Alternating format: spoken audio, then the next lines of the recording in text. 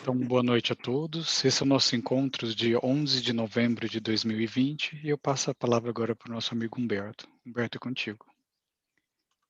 Boa noite, saudações a todos.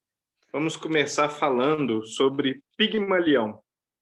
Hoje nós vamos fazer uma digressão a respeito da teologia, conceito de religião e também da perspectiva nascida tecnicamente, nomeada no século XVIII como teologia racional ou análise racional da religião, mas que, na verdade, remonta à Grécia Antiga, ao racionalismo grego, ou à filosofia clássica grega, que já vinha tentando enquadrar a teologia, a concepção de teologia vem, inclusive, do final do processo da filosofia clássica grega, e já desde aquela época tenta se enquadrar a religião sob a ótica, sob o escopo da investigação racional filosófica.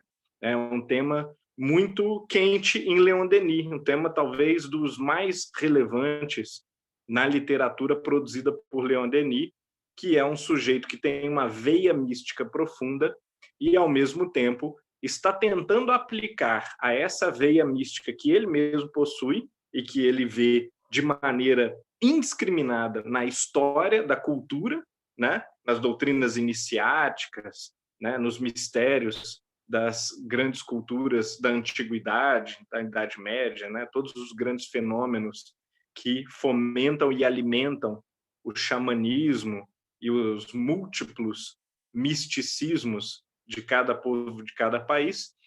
Esta veia mística, Leon Denis tenta dar-lhe interpretação rigorosa kardeciana, ou seja, apresentar essa tradição mística, ou esse fenômeno, esse instinto místico, por assim dizer, essa natureza mística do homem, segundo os moldes, a nomenclatura e também as intuições fundamentais e os princípios da filosofia que Kardec extrai do seu diálogo com os espíritos, através da mediunidade. Então, considerando isso, a gente poderia dizer que tem dois conceitos diametralmente opostos de religião. A religião mítica e mágica, de um lado, e o ateísmo ou a antirreligião, de outro lado. É uma revolta contra a religião, uma rebeldia contra a religião, que nós aqui hoje, de maneira didática, para simplificação, vamos representar como a lenda de Pigmalião de um lado, talvez possamos fazer algumas referências ao Gênesis da Bíblia, e, de outro lado, o poema Prometeus de Goethe. Pigmalião foi um rei da ilha de Chipre e era também um hábil escultor. Em uma das suas grandes obras, ele percebeu, enquanto polia o mármore, tinha criado uma estátua de uma mulher perfeita, belíssima, e enquanto polia o mármore, ele foi tomado de amor por aquela obra e desejou seu coração que Zeus, o Altíssimo, concedesse a bênção de tornar carne, de infundir vida àquela estátua.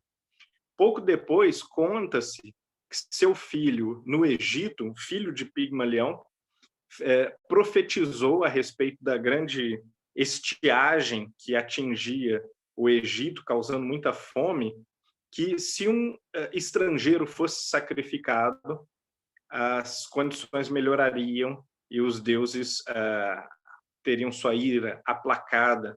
Então sacrificou-se ele mesmo, ofereceu-se ele mesmo em sacrifício para que a situação melhorasse. Os deuses, particularmente Afrodite, a deusa do amor, compungidos pelo sofrimento de Pigmalião, realizaram aquele seu antigo desejo de ver transformada em uma mulher real a sua estátua, sua obra-prima, sua expressão mais perfeita, de devoção, de idealização. e essa estátua então se tornou uma mulher, Galateia, com quem Pigmalião se casou. Essa história, ela pode parecer tão mais absurda quanto mais nós olharmos para o paganismo grego não como uma religião, e sim como, geralmente, o homem moderno olha, como conjunto de mitos apenas. Mas os mitos, eles constituíam a religião dos pagãos. Da mesma maneira como Sansão, que recebe superpoderes, uma super força, em troca de deixar o cabelo crescer, os trabalhos de Hércules, ou essa lenda, esse mito, né, de Pigmalião, ou Eros e Psique, né, uma série de outros contos, né, da mitologia pagã, não devem ser tão desprezados se nós queremos algum grau de consideração pela mensagem moral, pelo simbolismo, pela alegoria dos mitos bíblicos, por exemplo. Nós vamos encontrar uma pessoa que vive alguns dias dentro da barriga de uma baleia, vamos encontrar a história de Sansão, que é absurdíssima, a história de Noé, que afronta a razão, tanto quanto a transformação de uma estátua de mármore numa pessoa viva, que se casa depois com Pigmalião.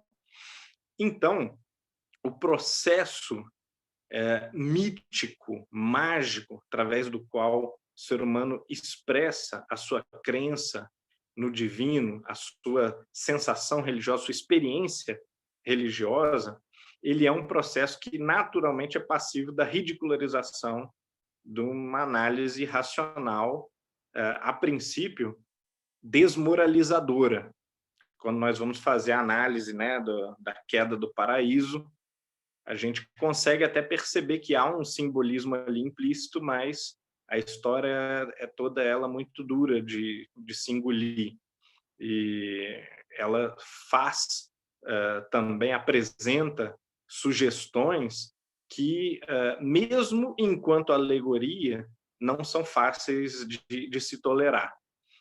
Por outro lado, com o processo de desmistificação, desmitologização, de combate mesmo às religiões, com a instauração da teologia racional por inspiração, principalmente de Spinoza, seu tratado teológico político, né, da década de 1670, e que vai culminar, né, no processo de racionalismo teológico do iluminismo, né, que inclusive envolve vários de seus admiradores, como Gotthold Ephraim Lessing, né, que era um discípulo velado de Spinoza, né, por ser cristão, tinha de ser um discípulo, de certa maneira, velado de Spinoza, né, exercer a sua admiração de uma forma muito discreta. Esse processo todo ele vai permitir que Goethe escreva o seu poema, o Prometheus, né? Que, numa tradução livre e não muito poética, né? Minha própria tradução, vai soar mais ou menos assim, né? E é um dos grandes atestados da secularização na civilização ocidental. Protege o teu céu, Zeus, com um véu de nuvens, e esforça-te como moço para ceifar os abrolhos e estar no cume das montanhas. Deixa-me intacta, porém, a minha terra, a minha choupana, que tu não construíste, e minha lareira, de cujo calor me negaste. Nada conheço de mais pobre sol do que vós, deuses. Vós nutris preocupados de sacrifícios e rezas a vossa majestade. E não os teríeis se não fossem crianças e mendigos, tolos, cheios de esperança. Quando eu era menino e tudo ignorava, aqui parece até ser uma alusão a Paulo, né? Volvia meus pasmos olhos para o sol, como se no alto houvesse um ouvido para minhas queixas escutar. Um coração como o meu, que se apiedasse do sofredor? Quem me sustentou contra o assédio dos titãs? Quem me salvou da morte, da escravidão?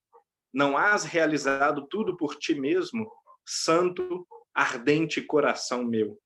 E ardes jovem e bom, enganado de gratidão, ao que dormia lá em cima.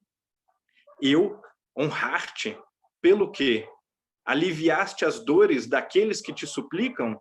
Enxugaste as lágrimas dos aflitos? Não me forjaram como homem o tempo onipotente e o eterno destino, meus senhores e os teus? Acaso deliras? Deveria eu odiar a vida e fugir para o deserto, porque nem sempre alcancei a todos os meus sonhos?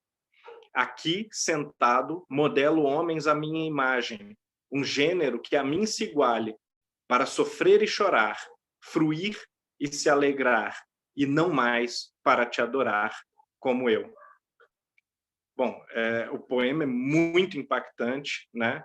Nós conseguimos perceber de maneira clara que se trata de uma afronta à religião, mas, conhecendo o pensamento de Goethe, é também possível saber, é possível também inferir que essa não é uma declaração de ateísmo radical, ou de materialismo radical, ou mesmo de antirreligiosidade total, embora seja, sem dúvida alguma, um poema iluminista de uma antirreligiosidade, por assim dizer, institucional, voltada à instituição das igrejas, todas elas, inclusive.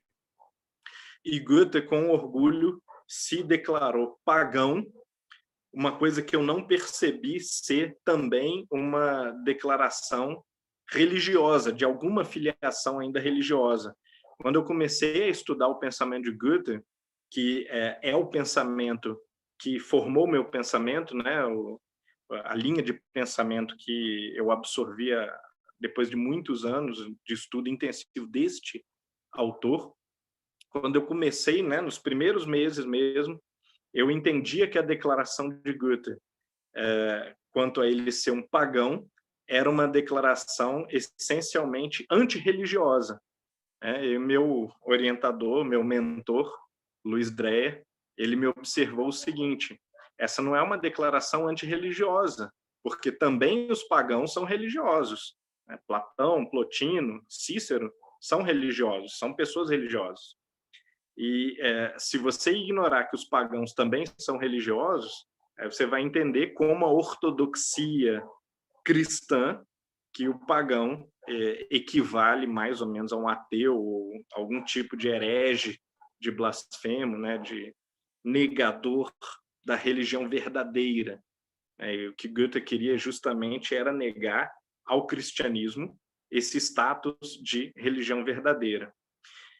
Isso não tem tanto a ver com o capítulo 13 especificamente, mas em toda a obra de Leon Denis, todos os livros, sem exceção, nós vamos sentir nas entrelinhas uma abordagem que é muito semelhante à abordagem de Goethe e que faz a conciliação entre o mitológico, o alegórico, o simbólico, por um lado, como o mito de Pigmalião, e, por outro lado, a crítica mais radical à religião, representada aqui pelo poema Prometeus, mas lembrando também que o poema é escrito por alguém que não compra a tese integralmente, que não é um inimigo da religião, mas é um crítico duro da religião que busca uma reforma da reforma, uma reforma do cristianismo, do cristianismo, num sentido muito mais amplo, mais filosófico e também mais humanístico, que inclua uma conciliação com as outras religiões também, né? Então, quando Goethe expressa a sua religiosidade, em alguns momentos ele parece anticristão, mas o que ele quer, no fundo, é um cristianismo que se apresente em harmonia com uma filosofia perene, subjacente, e que permita ao cristianismo se acomodar como irmão do Islã, do judaísmo, do budismo, de xamanismos indígenas, do materialismo ou de qualquer outra concepção filosófica, desde que sincera e na busca pelo melhoramento da humanidade. Se for possível, a essa concepção, qualquer que seja o melhoramento da humanidade, Goethe entendia que essa deveria ser uma concepção harmônica com o cristianismo. Mas tão radical era a sua proposta de reforma que os seus contemporâneos entendiam-no como anticristão, como inimigo da cristandade.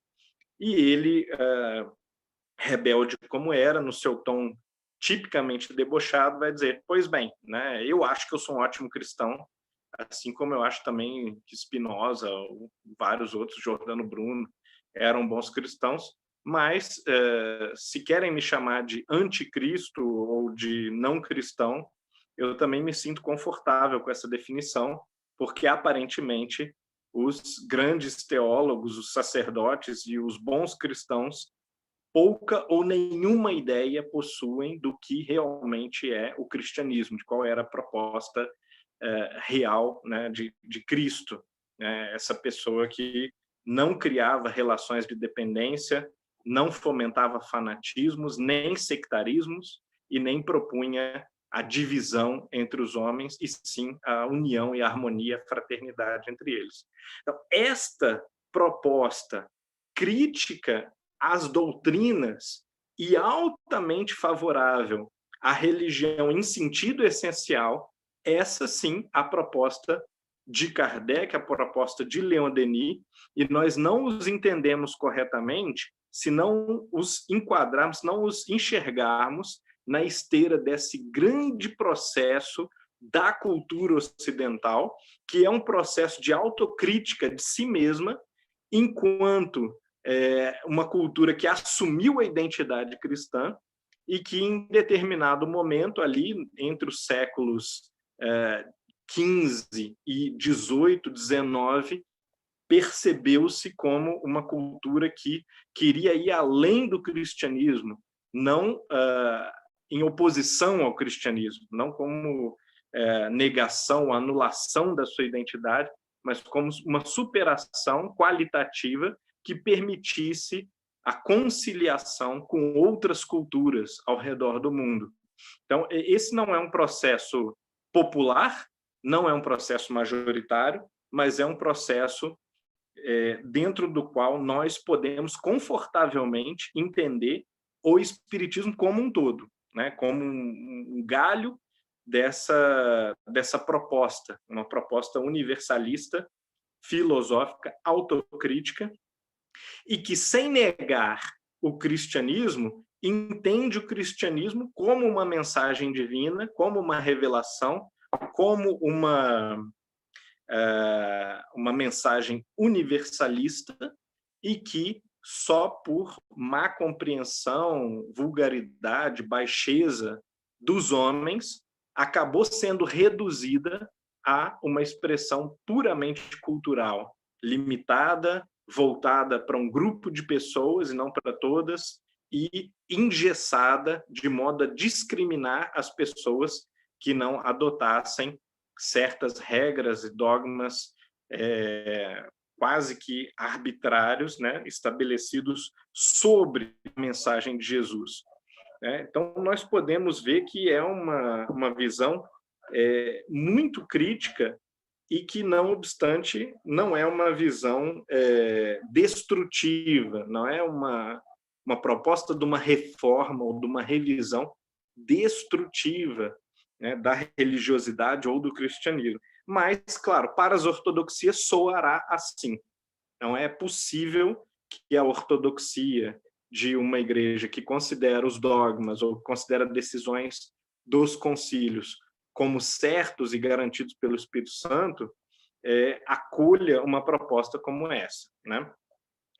Muito bem. Voltando ao capítulo 13, né, que não tem tanto a ver com isso, mas que a gente pode ler também com apoio dessa visão crítica sobre o aspecto religioso do espiritismo, que é um aspecto harmonizado, conciliado e submetido ao aspecto filosófico, que é, por sua vez, um aspecto altamente crítico e autocrítico, né? A gente vai enxergar, então, considerando tudo isso, que Leon Denis, em primeiro lugar, ele busca a argumentação, né? Ele busca sempre quais são os argumentos para a sustentação da sua tese, argumentos que não têm a ver com fontes de autoridade, com texto sagrado, não, quando se faz referência à Bíblia ou a outras escrituras, faz-se referência enquanto repositório de intuições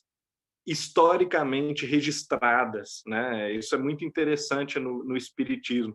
Por isso também o Espiritismo se beneficia infinitamente de um estudo amplo da cultura, de uma erudição ampla e universal sobre a cultura humana, sobre as tradições religiosas, porque em todas elas o Espiritismo tenta enxergar fenômenos, que são fenômenos psíquicos, fenômenos humanos, fenômenos ligados à natureza moral do homem, né? Fenômenos ligados à natureza como um todo, e é a partir desses fenômenos que o Espiritismo lê as tradições, os mitos, as religiões, como todas elas tentativas de interpretação dessas realidades fundamentais.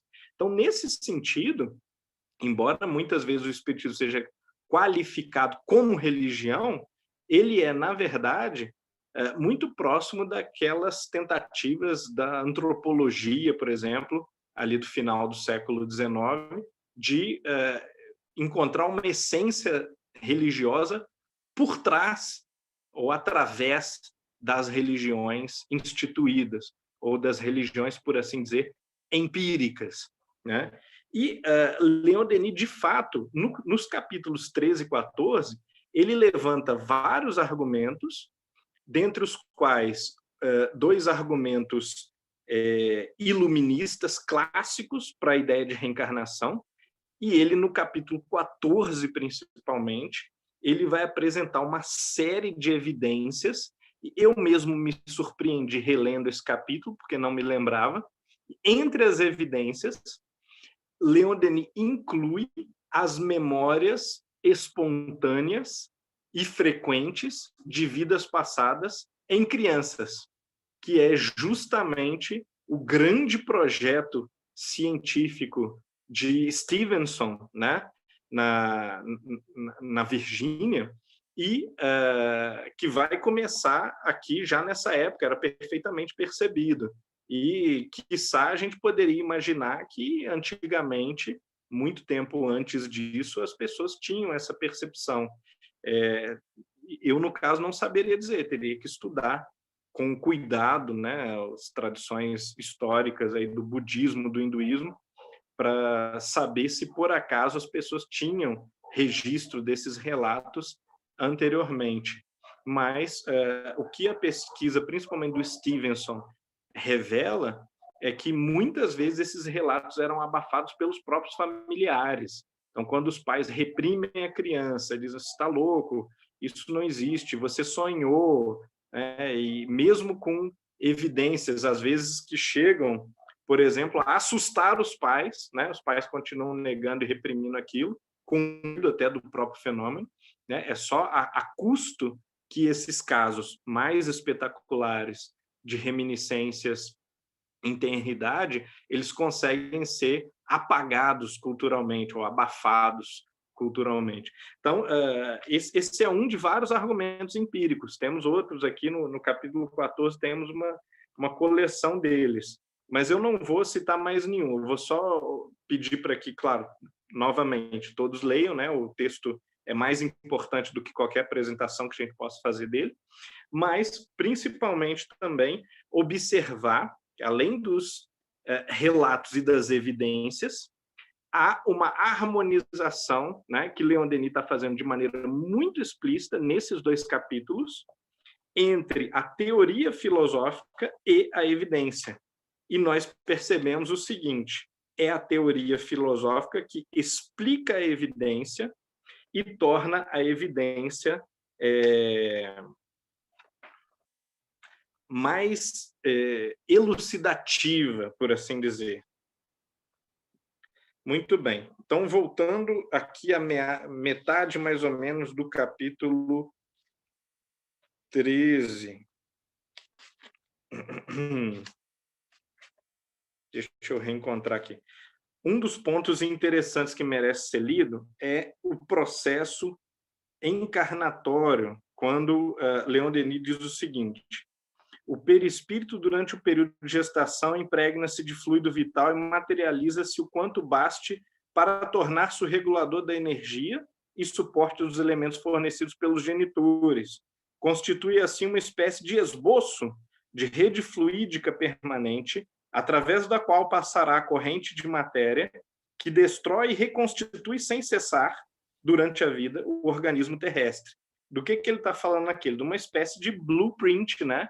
De um projeto ou de um molde, de um modelo organizador da biologia, né? E que precisa, inclusive, se reenergizar e ciclicamente se reconstituir, se reconstruir.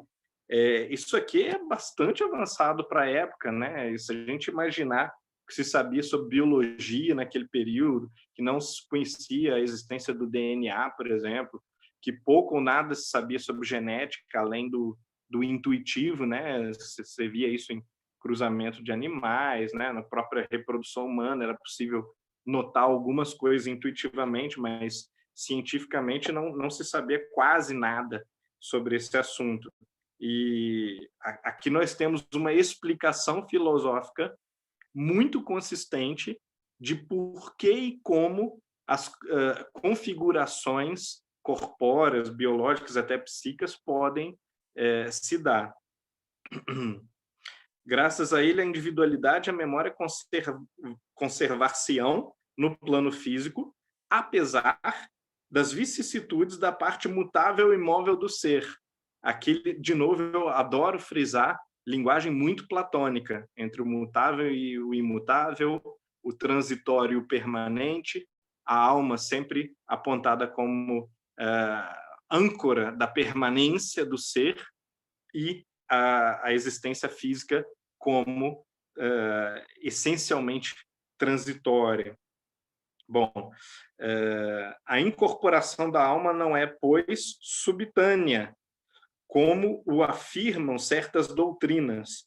É gradual e só se completa e torna efetiva a saída da vida uterina. Nesse momento, a matéria encerra completamente o espírito, que deverá vivificá-la pela ação das faculdades adquiridas. Longo será o período de desenvolvimento durante o qual a alma se ocupará em pôr à sua feição o novo invólucro, em acomodá-lo às suas necessidades, em fazer dele um instrumento capaz de manifestar-lhe as potências íntimas, mas nessa obra será coadjuvada por um espírito preposto à sua guarda. Quer dizer, ele conseguiu conciliar de uma maneira muito sutil, e a gente não sabe que tipo de experiência prática Leon Denis pode ter tido nesse assunto, mas ele conseguiu conciliar a doutrina do espírito protetor, do anjo guardião, né, a ideia da força psíquica como intelectualizadora da matéria, a noção da preparação da evolução, do acoplamento, né, do espírito ao corpo num processo orgânico que é difícil de entender porque a criança não tem juízo, não tem razão, não tem memória, ela tem muito pouca noção, na verdade, percepção do que está acontecendo, ao mesmo tempo, em tenra idade, manifesta faculdades que assombram, que vão gerar em nós a percepção das crianças prodígio, das faculdades extraordinárias, também a percepção de fenomenologia mediúnica nessas mesmas crianças, não só a genialidade, mas também inspiração divina, que é uma percepção ancestral, né? Em muitas culturas nós temos esses relatos ancestrais na própria Bíblia, né, de que crianças e adolescentes profetizam, têm visões, uma série de faculdades assombrosas e consideradas dons divinos, né? Então, tudo isso, né, uma série de temas complicados ou tidos como mais ou menos inexplicáveis, estão aqui fundidos nesse parágrafozinho como uma explicação bastante sintética, bastante bem urdida, né, de um ponto de vista que explica todas essas coisas. O gênio precoce, a mediunidade, as reminiscências em crianças, as características físicas e psíquicas que vão se formando, a evolução física e psíquica, né, aqueles estágios psicológicos lá do Piaget, por exemplo, né, o desenvolvimento do próprio corpo, né, por que tudo isso acontece, como tudo isso acontece. Claro que não é uma explicação exaustiva, mas é uma tentativa razoavelmente arrojada de explicação de uma série de fatores difíceis de se explicar de outra maneira. Então, nesses parágrafos como esse, a gente realmente constata uma força intelectual muito grande, uma capacidade de síntese racional muito grande de vários problemas. Embora Leon Denis não desenvolva muitas vezes a argumentação, vale a pena a gente seguir a sua intuição seminal, né? Essa primeira síntese que ele faz num estudo mais aprofundado que pode se dar no futuro. Um outro parágrafo que eu particularmente acho interessante.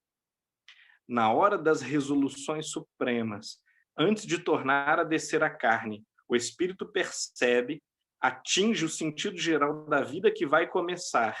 Ela lhe parece nas suas linhas principais, nos seus fatos culminantes, modificáveis sempre, entretanto, por sua ação pessoal e pelo uso de seu livre-arbítrio. Porque a alma é senhora de seus atos, mas desde que ela se decida, desde que o laço se dá e a incorporação se delineia, tudo se apaga, esvai-se tudo. A existência vai desenrolar-se com todas as suas consequências previstas, aceitas, desejadas, sem que nenhuma intuição do futuro subsista na consciência normal do ser encarnado. O esquecimento é necessário durante a vida material. O conhecimento antecipado dos males ou das catástrofes que nos esperam paralisariam os nossos esforços, sustariam a nossa marcha para frente. Eu vejo esse parágrafo como conectado ao anterior. Quer dizer, por um lado se explica que há uma dificuldade, uma complexidade no processo de encarnação. O espírito precisa dedicar suas forças, sua energia psíquica, moldando essa argamassa material que vai servir de máscara, né, para o palco da vida, né, de figurino para o palco da vida, e nesse esforço também essa própria estrutura e o próprio condicionamento do psiquismo permite um esquecimento que é, por sua vez, providencial. Então, é o encaixe da explicação de por que não temos memória parece estar muito próximo da relação. Claro que isso já é sabido desde Platão, desde Pitágoras, que o corpo é um obstáculo, é uma matéria de resistência, é denso e por isso não permite ao espírito a sua plena liberdade, mas aqui nós temos uma tentativa de refinamento dessa explicação. E aqui entra uma questão de gêneros que é das mais controversas, dos pontos assim mais complicados e perigosos do livro todo, que é o tratamento que Leon Denis faz sobre homossexualidade e transexualidade. É um tratamento muito pejorativo que ele dá a partir do seguinte parágrafo: cremos de preferência, de acordo com os nossos guias, quer dizer, a partir de sua experiência pessoal com os seus guias, que a mudança de sexo, sempre possível para o espírito, é, em princípio, inútil e perigosa. A partir daí, ao longo de todo esse parágrafo, Leon Denis vai insinuar que as posturas homossexuais, transexuais, elas constituem um certo tipo de desvirtuamento do espírito, né? Uma posição antinatural do espírito. E aí, claro, a gente pode fazer uma leitura crítica desse parágrafo. Nós não precisamos engolir esse tipo de coisa, até porque, no Espiritismo, o controle universal da doutrina é o que permite a gente chegar a uma conclusão sólida, equilibrada e propriamente doutrinária sobre cada aspecto, né? Então, quando um aspecto não é, quando uma teoria, um conceito não é amplamente comprovado por diferentes médios e sustentado pela razão, pela própria ciência, né, pelo avanço da ciência, nós devemos considerar uma opinião pessoal da pessoa, né? Claro que não protegendo Leon Denis, né, do seu, provavelmente isso é apenas preconceito, mas não protegendo Leon Denis, é possível que no momento em que justamente havia uma repressão muito intensa, os exemplos, né, de sexualidade assumida, né, que se conhecia, eles eram exemplos chocantes, né? Até porque se sabe que naquela época a maioria das pessoas que eram abertamente homossexuais costumavam participar de prostituição, de outras coisas assim. Agora, claro, isso também pode ser puramente preconceito de época, puramente cultural. E isso não é uma detratação de Leon Denis em nenhum sentido. Nós, atualmente, em relação a essa questão, nós temos ainda poucas referências de espíritos como Camilo, através do Raul Teixeira, algumas poucas referências também, mas muito sugestivas, de Joana de Ângeles, e algumas poucas referências de Emmanuel, que nos permitem chegar a alguma conclusão mais atualizada sobre a questão da homossexualidade, da transexualidade. Eu recomendo a leitura de um artigo do meu amigo Daniel Salomão, que fez um estudo bastante rigoroso sobre esse assunto, e eu concordo com a conclusão a que ele chegou, que não existe ainda uma posição espírita do ponto de vista do controle universal da doutrina, mas existe uma tendência nas comunicações mediúnicas, principalmente ao longo do século XX, de se desfazer esses ataques ou essa posição altamente desfavorável e potencialmente preconceituosa da geração ali de Leon Denis até mais ou menos os anos 40, né, quando, inclusive por lei, na maioria dos países, não sei se todos, mas em muitos países, existia uma proibição legal, uma perseguição legal à homossexualidade. Muito bem, vamos ficar por aqui hoje, para que na próxima semana a gente possa retomar, qual capítulo mesmo? 15. Vidas sucessivas, crianças prodígio e hereditariedade. Ok. A gente poderia ver se tem alguma questão e depois retomar, então, do capítulo 15, que continua essa parte sobre as vidas sucessivas. Então, Humberto. Pessoal, então, quem quiser fazer alguma interação com o grupo, manda uma mensagem aqui para mim, por favor, no WhatsApp, para a gente abrir para questões, perguntas e respostas. Enquanto isso, a gente fica guardando as perguntas. O Jader mandou aqui uma recomendação de livro que chama Novos Estudos sobre a Reencarnação. Eu vou botar lá no grupo. Ele fala, é o 7º livro da série Pesquisas Brasileiras sobre Espiritismo, LAHPE. Pessoal, alguma pergunta?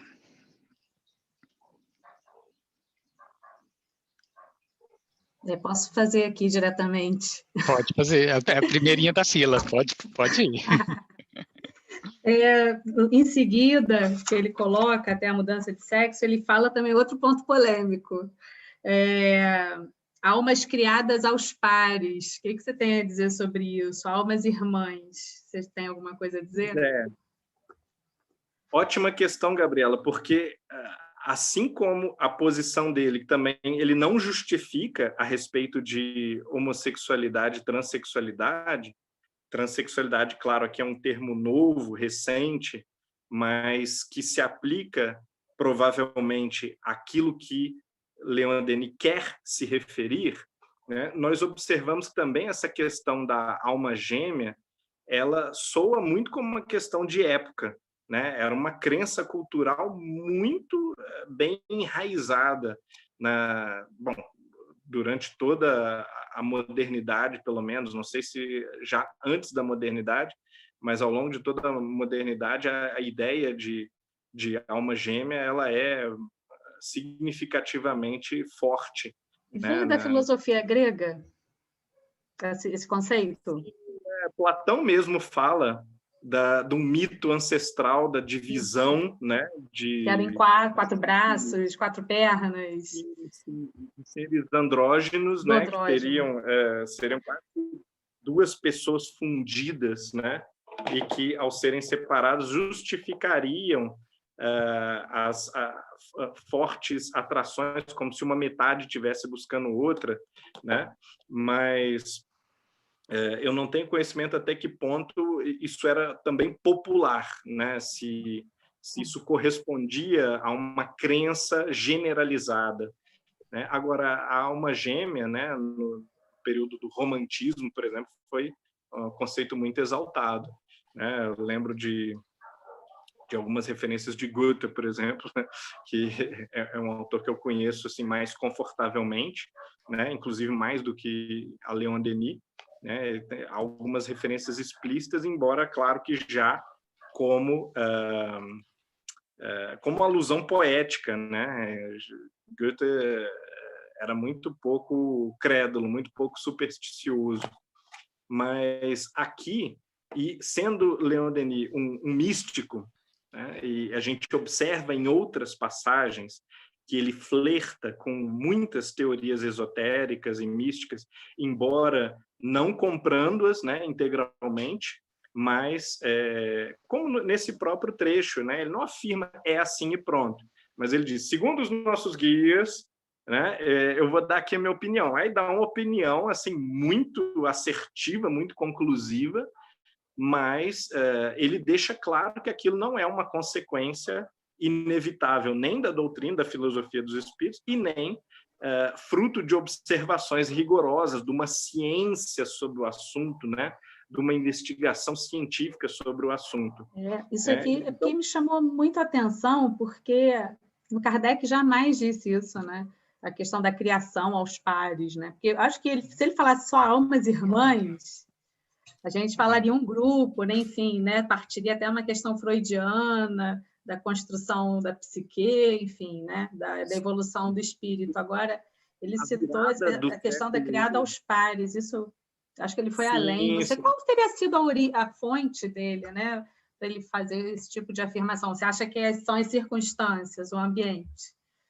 É muito provavelmente a circunstância, né? Isso aparece também em Emmanuel, né? Inclusive há uma errata, né, no Consolador sobre isso, mas com o advento da teosofia, né, que a princípio desmembrou do espiritismo, né? Eram médiums que estavam ali integrados ao movimento espiritualista moderno e alguns deles espíritas propriamente, né? Eles vão se desmembrar, vão criar uma dissidência que acolhe muito bem uma série de ideias esotéricas de todas as partes, do Egito, da Índia, né? Já me algumas delas alegadamente mediúnicas, né? Mas muitas dá para a gente notar que são apenas traduções, né, ou transposições de ideias esotéricas de culturas antigas. Muito bem, naquele período, não é impossível que Leon Denis flertasse com algumas ideias teosóficas também.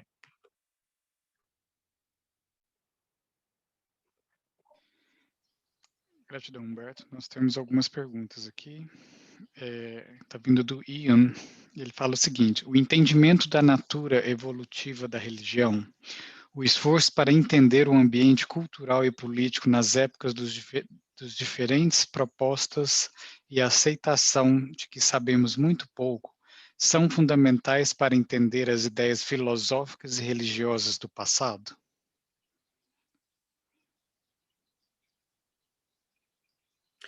Olha, eu diria que são fundamentais no sentido de essa visão evolutiva permitir um tipo de compreensão que não é possível sem ela, tá?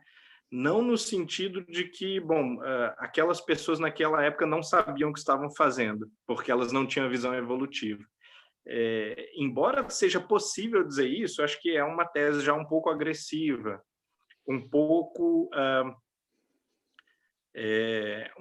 um pouco desqualificadora da experiência do fiel ou da experiência de um pensador daquela corrente, né? Embora não seja indefensável essa tese, tá?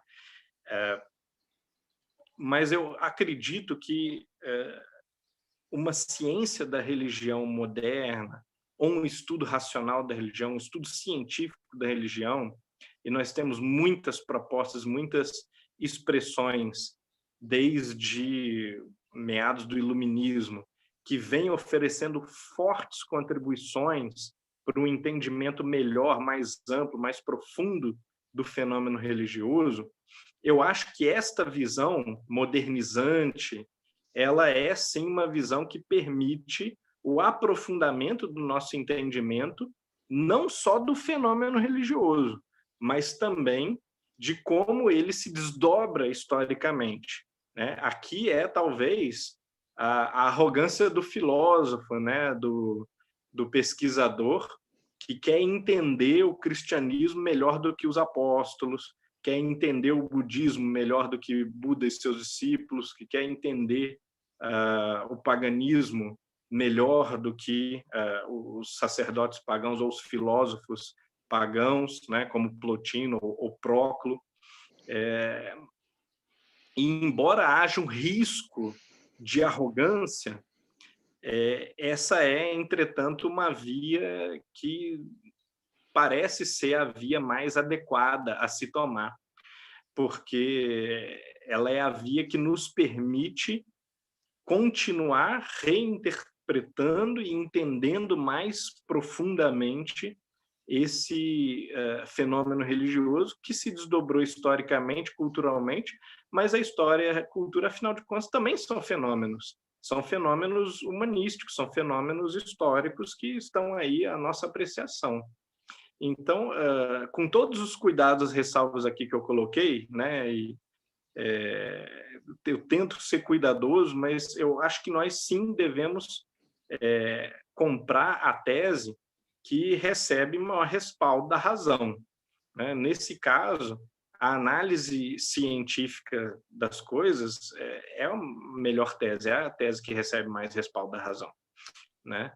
E entender as culturas religiosas e as doutrinas religiosas como capítulos da cultura religiosa, como evoluindo no tempo, é algo que não só é possível, mas que merece ser feito, né? Merece a nossa atenção.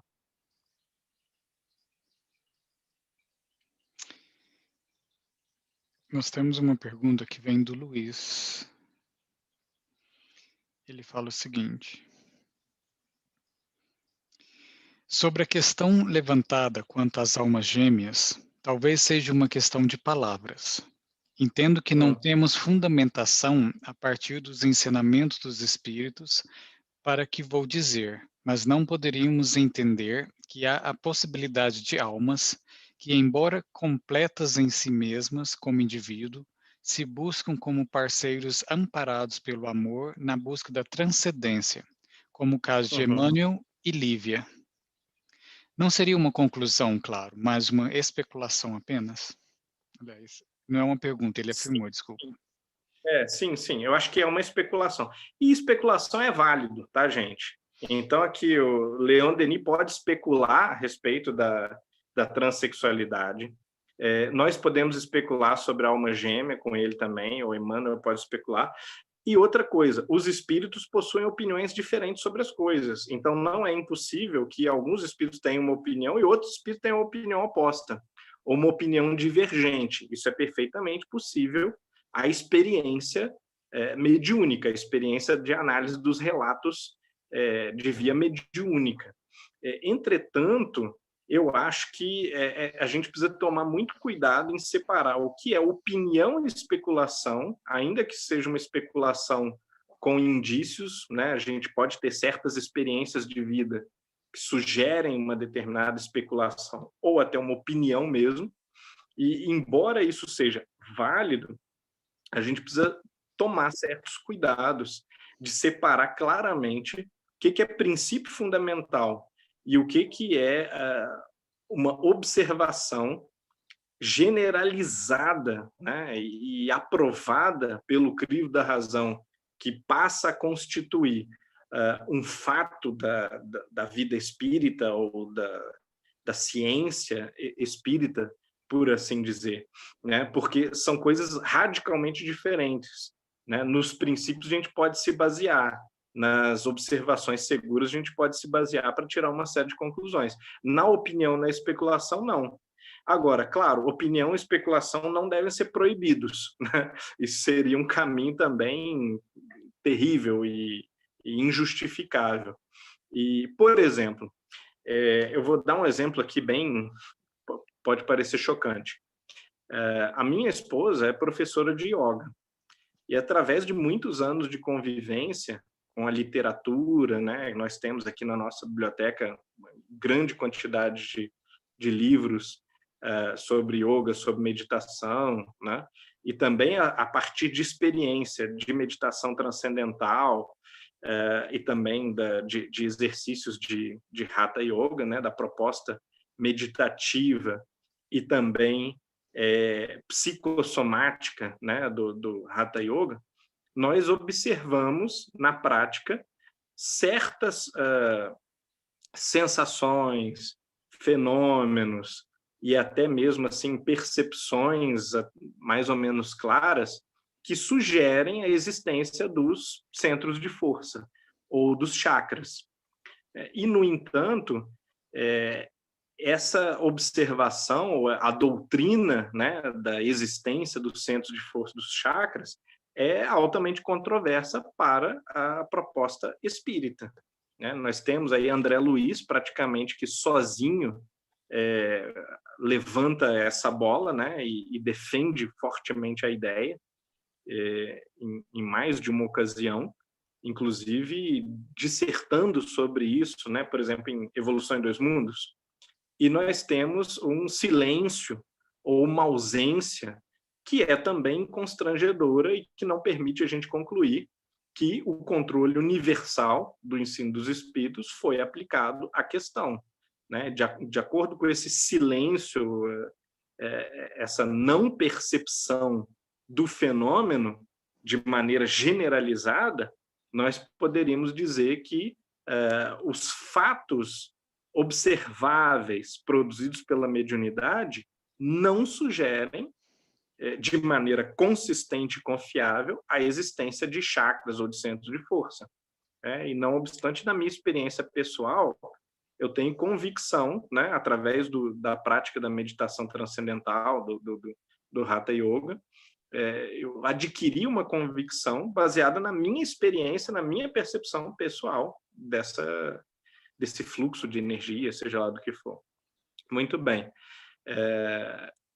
Quer dizer que isso é um episódio antidoutrinário, né, no meu conjunto de crenças?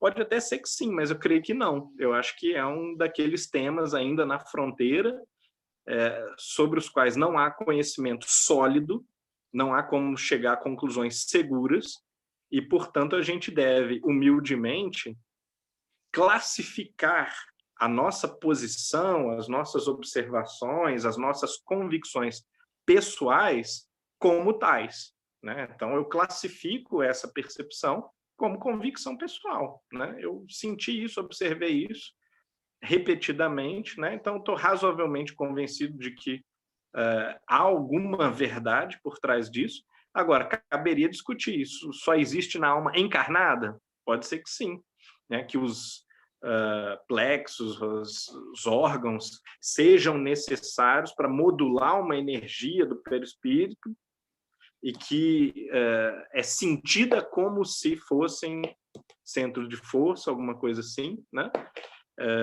Pode ser que não, que isso corresponda a nada mais do que uma impressão sugerida pela literatura que reforça essas crenças. Então, quer dizer, isso é opinião madura sobre o assunto. Você não pode nem comprar e nem rechaçar de cara, né? E eu vi que está rolando um monte de coisa no chat aqui. Eu posso falar só uma coisa, Fabrício, rapidamente? O Dr. André Moreira, ele tem livros falando sobre homossexualidade, sobre a transexualidade, é um médico bastante renomado dentro do estudo, digamos assim, do espiritismo. E, digamos assim, com a nossa experiência aqui, digamos aqui na Itália, conheço bastante gente também que, digamos assim, estão todos na frente de movimentos espirituais, movimentos espíritas, homossexuais, até transexuais. E a coisa mais bonita é que talvez justamente essas pessoas que estão fazendo um trabalho tão adiante com a doutrina, e principalmente os transexuais que adotam crianças, e é muito engraçado que a sociedade europeia aceita de uma maneira tão tranquila, mas tão tranquila, que de repente já até ela, uma das transexuais que eu conheço, ela se propôs a não estar na frente, mas todos os frequentadores disseram, não, queremos você adiante. Então, um trabalho de aceitação. Isso é uma coisa, eu acho que, digamos, se a gente está trabalhando uma ciência de experimentação, se a gente está trabalhando uma filosofia que tudo muda, então, de repente, esses conceitos, eles estão sendo, digamos assim, vindos através de determinados exemplos para a gente poder rever determinados conceitos, rever determinadas questões a nível mesmo do sexo dos espíritos, própria a questão dos entos, né, que fala da questão do sexo nos espíritos e muitas vezes não de acordo com o que a gente pensa, mas a questão mental.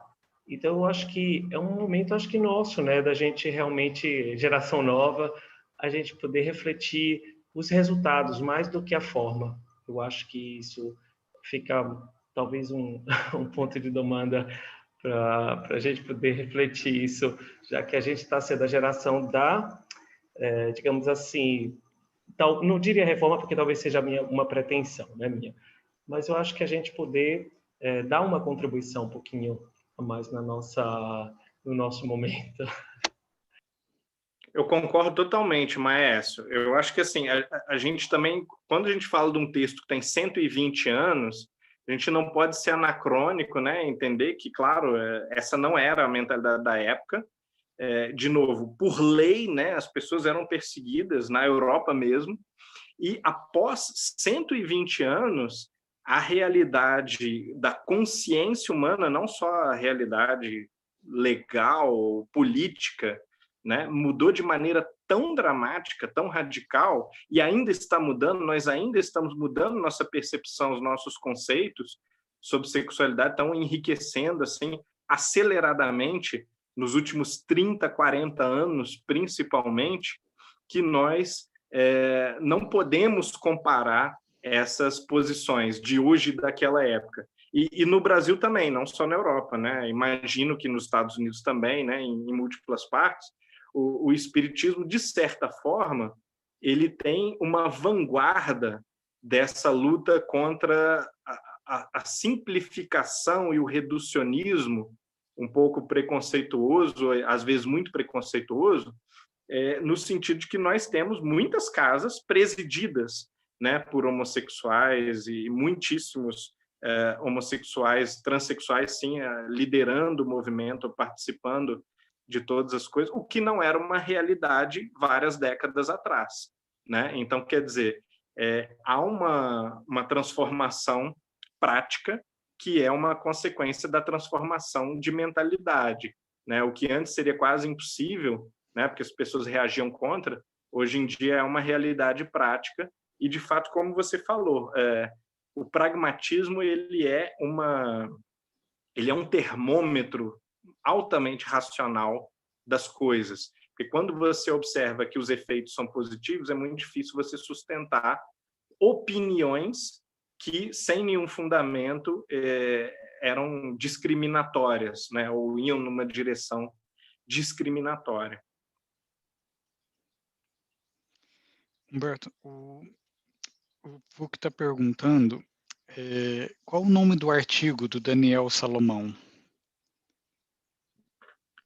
Se não me engano, é homo e transexualidade. Eu vou postar no grupo. E para que as pessoas vejam, inclusive são vários artigos, na verdade. Era um texto, o texto não cabia na revista O Médium, nossa revista aqui, da AME Juiz de Fora. Então, o texto ele foi quebrado em 2 ou 3 partes. Eu vou depois postar um link na descrição do vídeo. E para nós que frequentamos aqui o grupo de WhatsApp, eu posso também postar no grupo de WhatsApp. E o texto ele é muito interessante por apresentar todas as posições sobre o assunto de autoridades do movimento espírita, digamos, autoridades, estou dizendo assim com o perdão da palavra, né? Claro, referências, né? Então, assim, espíritos célebres, respeitados, né? Considerados grandes autores, e também lideranças do movimento que escreveram sobre o assunto. Não há assim material abundante, mas há material suficiente para se tirar uma posição média, que ainda não é uma posição passada pelo controle universal, deveria ser mais generalizada, mas é uma posição média sobre aquilo que essas referências do movimento espírita expressaram sobre o assunto. Humberto, antes da gente ir para a nossa prece de encerramento, você tem alguma consideração final para o grupo?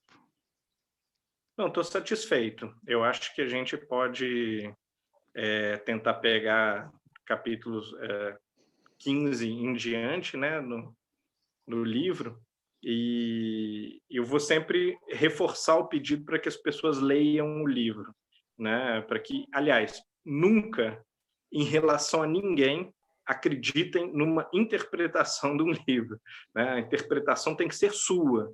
E aí, junto da tua interpretação, né, acrescida a tua leitura e interpretação do livro, o comentário pode ser útil. Gratidão, Humberto. Então, hoje nós vamos lá no Brasil e convidar o Amorim para fazer a nossa prece de encerramento. Bem, então, convido a todos que, nesses instantes finais do nosso encontro sempre produtivo, muito agradável, mentalizando um ambiente luminoso e que envolva não apenas a todos nós do grupo, mas todos aqueles de quem temos conhecimento, em especial aqueles que sabemos necessitados de amparo, de uma manifestação de carinho, de atenção, que nós possamos todos juntos, nessa elevação de nosso pensamento ao Criador, agradecendo a oportunidade do encontro, do aprendizado, agradecendo o envolvimento que os espíritos amigos fazem a todos nós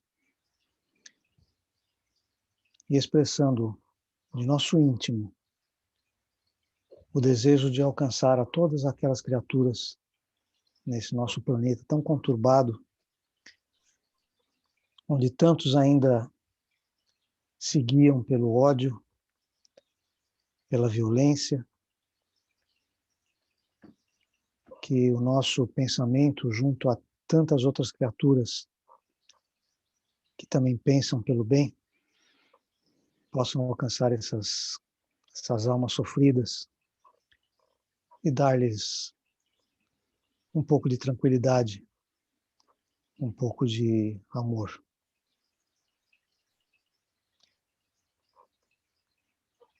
Agradecendo ao Pai e a todos os amigos, nós nos despedimos hoje. Gratidão, Amorim. Então, pessoal, desejo a todos uma boa noite e vejo vocês no próximo encontro, na próxima quarta-feira. Fiquem bem. Sem errar o horário, né? Boa noite. Obrigada. Obrigada. Obrigado, Fabrício.